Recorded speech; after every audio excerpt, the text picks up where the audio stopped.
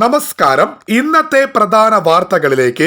Indian സൈന്യം പാകിസ്ഥാനിൽ നടത്തിയ സർജിക്കൽ സ്ട്രൈക്കിനെ തുടർന്ന് ദക്ഷിണേഷ്യയിലൂടെയുള്ള ഗൾഫ് വിമാന സർവീസുകൾ വിമാന കമ്പനികൾ റദ്ദാക്കുകയും വഴിതിരിച്ചുവിടുകയും ചെയ്തു.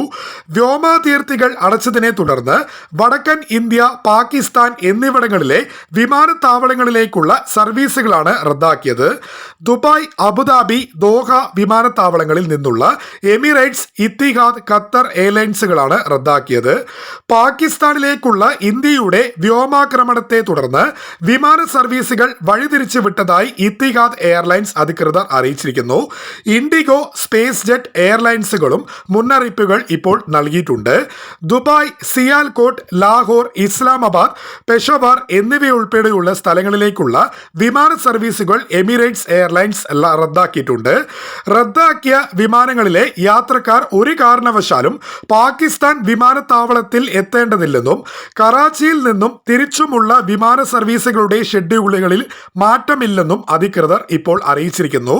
ഇന്നലെ പാകിസ്ഥാനിലേക്ക് സർവീസ് നടത്തിയ അബുദാബിയിൽ നിന്ന് ലാഹോറിലേക്കുള്ള EY284, കറാച്ചിയിലേക്കുള്ള EY296, ഇസ്ലാമാബാദിലേക്കുള്ള EY302, ഇത്തിഹാദ് വിമാന സർവീസുകൾ അബുദാബിയിലേക്ക് തിരികെ മടങ്ങിയതായി പാകിസ്ഥാൻ വ്യോമാതിർത്തികൾ അടച്ചതിനെ തുടർന്നാണിത്.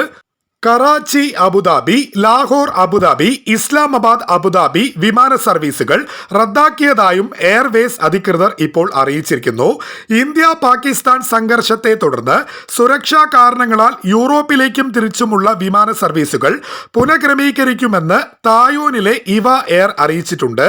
പാകിസ്ഥാൻ വ്യോമാതിർത്തിയിലൂടെ കടന്നുപോകുന്ന ഇന്നത്തെ സിയോൾ, ഇഞ്ചിയോൺ, ദുബായ് വിമാനങ്ങൾ മ്യാൻമർ, ബംഗ്ലാദേശ്, ഇന്ത്യ റൂട്ടിലൂടെ വഴിതിരിച്ചു വിട്ടതായി കൊറിയൻ എയർ അധികൃതർ ഇപ്പോൾ അറിയിച്ചിട്ടുണ്ട്.